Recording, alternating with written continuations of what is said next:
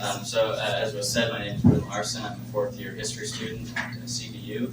I'll be presenting on the Louvainist years of the Counter-Reformation in England. I guess I'll begin 1558 to 1571. Within the first decade of the reign of the Protestant Queen Elizabeth I arose a concerted Catholic opposition to the ongoing religious settlement. Its participants had previously been counted among England's finest scholars, and now, over 200 miles away, having at great risk secreted themselves across the North Sea, and having gathered themselves at the renowned University of Louvain in Belgium, and thus taking solace within Catholic Spanish dominion, they ranged themselves against the establishment of Protestantism in their homeland by participating in what has been called the Great Controversy. In the short time from 1564 to 68, 5 printers at Antwerp and Leuven issued dozens of treatises on a variety of controverted points of religious doctrine and practice.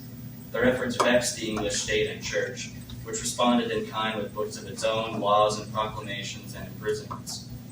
What presents itself to us when we turn to the English theater of the global Counter-Reformation, and when we narrow our focus to the first 12 years of Elizabeth's reign, is a distinctive period of English Catholic history, one in which torture and martyrdom have not yet begun, as they would in later decades. And it is upon the Louvainist authors who played so central a role in this period, and upon the effects of their works, which I have set in focus. I want to note here before we begin that I'm not presenting according to the argumentation of the paper on which this presentation is based. I'm just going to give a short descriptive history and leave it at that. We begin with an overview of Elizabeth's reign. She is coronated in 1558 after the death of her half-sister Elizabeth. The next year, her first parliament meets and passes the Acts of Supremacy, which designates the English monarch as the supreme ecclesiastical governor of the realm, and the Act of Uniformity, religious uniformity. In 1560, John Jewel publishes his challenge to the Catholics. More on that in the next slide. 8 years later, Mary Queen of Scots is imprisoned. A year after that, a group of Catholic noblemen in the east of England begin to revolt and are crushed. And in 1570, St. Pius V, the Pope of Rome at the time, excommunicates Elizabeth. By this point, tensions are at their boiling point, and the barbarism of imprisonment, torture, and murder approach their apex. In 1588, the Spanish triumph fails to take England, and in 1603, the old queen dies. I'm centering myself on this span of time here, from 1564 to 68, which includes what I call the Louvainist period, short though it may be. We begin in 1559 and 60 with John Jewel here. This portrait is very flattering if the earlier portraits are any indication. He gives his challenge sermon. It is the first Elizabethan sermon to be printed with royal license, which indicated state approval. He amazingly wagered that he would submit and convert to Catholicism if, and I quote, "if any learned man of all our adversaries, or if all the learned men that be alive, be able to bring any one sufficient sentence out of any old Catholic doctor or father, or out of any old general council, or out of the Holy Scriptures, or any one example of the primitive church, whereby it may be clearly and plainly proved that," and so forth. After this, enumerating 27 controverted points of religious doctrine and practice, from the real presence to the primacy of the Pope to the liturgical use of Latin, as well as some trivial points that he threw in for good measure, thus demanding the Catholics to answer. He was betting on the fact that whatever high religious authorities were resisting Protestantism at the time were either imprisoned or on their way to imprisonment, and were thus unable to issue quality responses. In 1559, also, a debate is staged at Westminster. It was a farce. The Catholics had to wait until the last moment to even know what they were discussing. They didn't know what language they were going to be debated in. They didn't even know if they were going to be doing a written or spoken debate. The proceedings were halted about less than halfway through, and 2 of the Catholics are imprisoned, and the rest, I think, eventually are imprisoned. And state accounts of the victory proclaim victory for Protestantism. In 1560 to 62, we see the first Catholic responses to these and other abuses. The first came from the pen of Henry Cole, a theologian present at Westminster. After exchanging letters with Jewel, he's thrown in prison for the rest of his life, and he dies in prison. 2 years after that epistolary controversy, an anonymous response to Jewel circulates in manuscript. The Anglican establishment actually reprints this response with a refutation at the end. Catholics actually purchase this en masse, and then they tear out the refutation and throw it away. So there's actually printed complaints of this in later editions. Now we reach the Louvainist period. Louvain is situated in, that's the printed apology. Leuven is situated in what is now Belgium. So this map faces north this way. This is west. So you can see England up to the west. France is this way. Westphalia and Germany are this way. This is Belgium. It's under Spanish control at the time.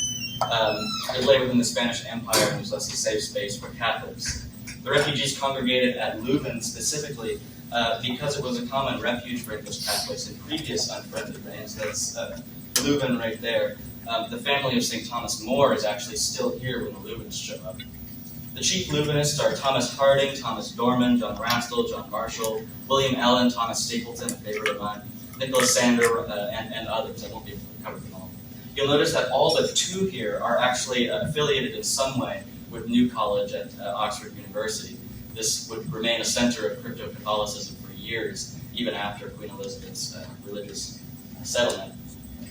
The first and the greatest of the Louvenists was Thomas Harding, a prominent scholar and convert to Catholicism in the previous reign.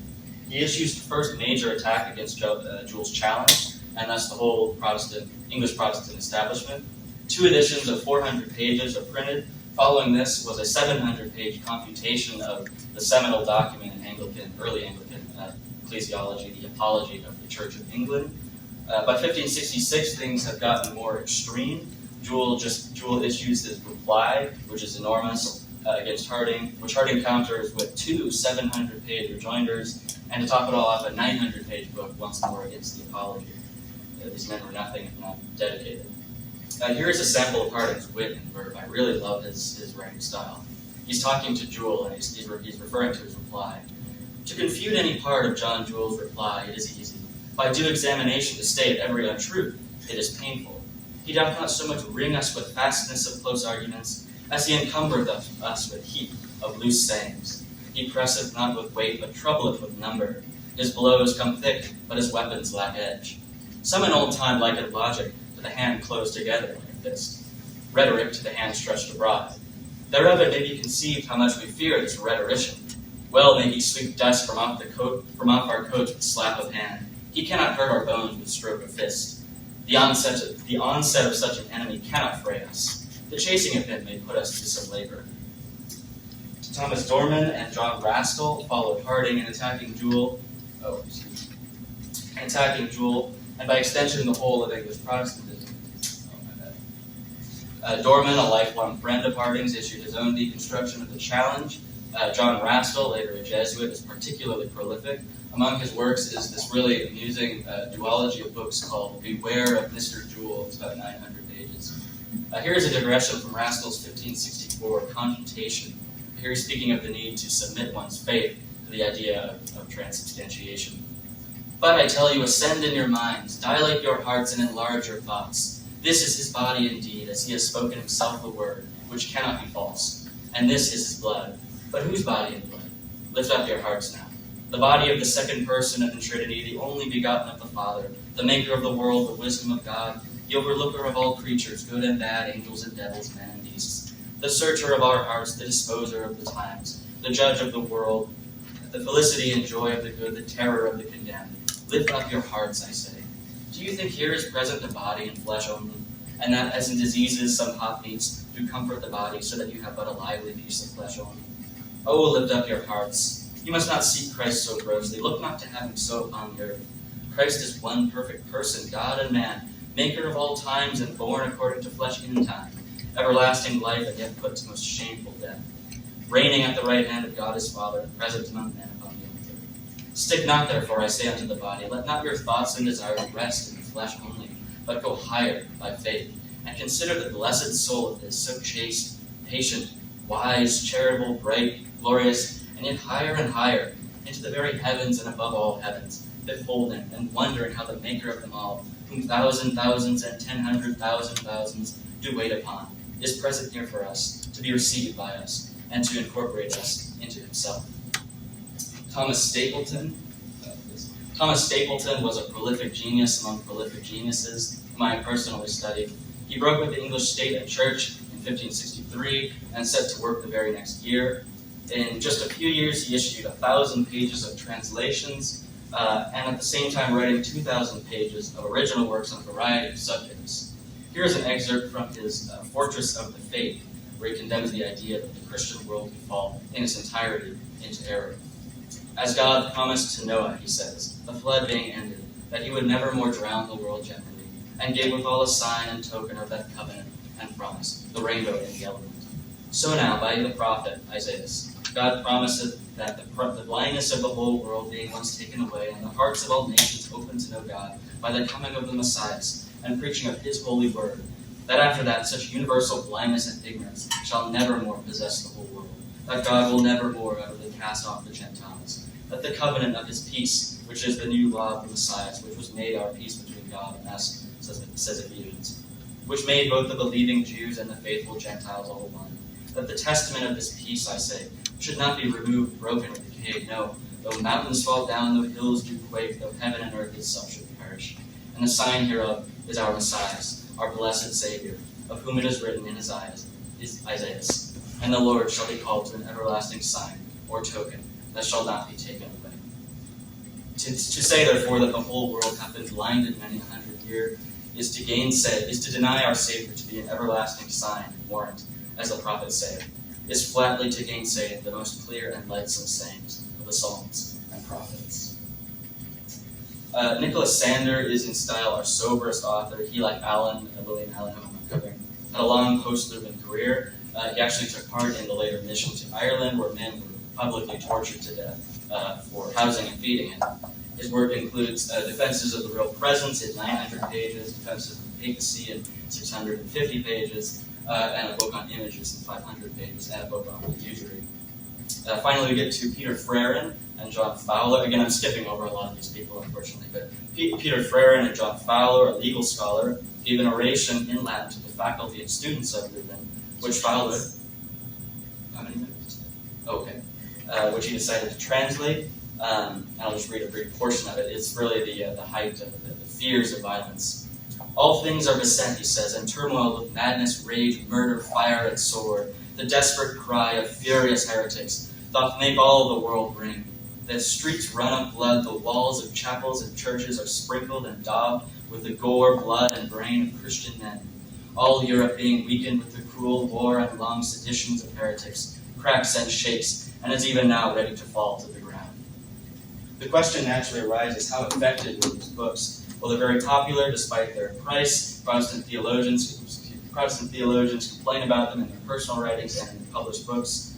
A variety of conversions are attributed to their influence. The Earl of Northumberland, the leader of the revolt in the north, actually cites the Louvainists explicitly.